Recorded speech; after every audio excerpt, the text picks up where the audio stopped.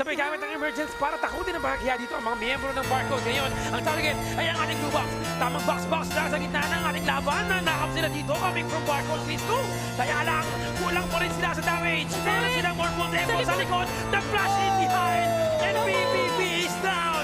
Elevate going for the comeback. Samantalang si Valdus with the Dream Run. Level 4 siya. Kaya lang tatlo ang kanyang kalaban.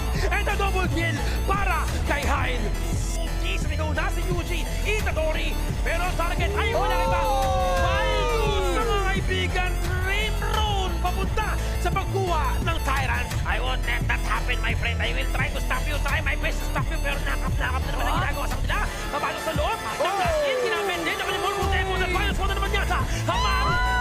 Nag-hihikahos. Ng mga farm and VVV doing his best ngayon dahil alam nila na wala sa pwesto si Hype. Mali yata si Valdus mga kaibigan. Mukhang mahuhuli siya. Alex Soros sa nagamit ng emergence case. Don't even look at the life of Haru. Pero kailangan din mag-back away. Autumn Storm. Kahos. Ang ating first year tower na Midday Nice team. Nagpupuhay pa rin. Dapat din daw sa likod. Kristo going in. Going for the right target. In the first year tower. Also falling down to the hands of Barcode. Kaya nga ba nila dispensa nitong malaban na ito? Pushing both sides. Waiting lang sila dito. Alam nila na wala yung may increase to ang pinakainilang nag-iinitan. Kaya naman pasukin mga kaibigan. Pero eto na! Yung ating more full tempo. Tatlo, apat din naman ang knock-up. There's annihilation. The damaging them right now. Pero BBB was able to get the life of Biggs. And that's a double kill for him. Also killing all. Situation ngayon. Kahit ang dami paangat at pero pa nasagasaan. Mali yata naipit ng mga Ikaw kaibigan na naman, yan. bossy! Wala kang tatakbuhan sa kamandag ng Barcode. Bot lane ay medyo pinubugbog na ng mga minions. Makukuha nga ba ang ating third tower? Yes! Annihilation! Hindi ba? Pero Annihilation! BBB! Delikado ang kanyang buhay. -1 pero yung mid.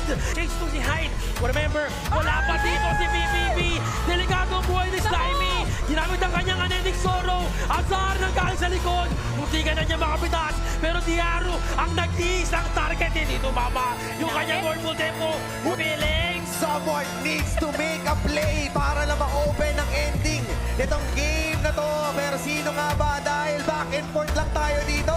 Ano? Nag-iikaw. Delikado ang buhay. Magpaprong ka ba? Tinabahan ang mournful tempo. Tumalon sa loob ang isa. Ginamit ang unending sorrow. Nagpok yung kanyang Sage's Sanctuary. And he will fall down. This is it. Tempest Vanguard on the back of their team. Crystal is open. Makukuha nga ba ng Barcode ang kauna-unahang panalo sa laban na ito? We're seeing Kano. But Barcode Esports, Game 3, winning the game.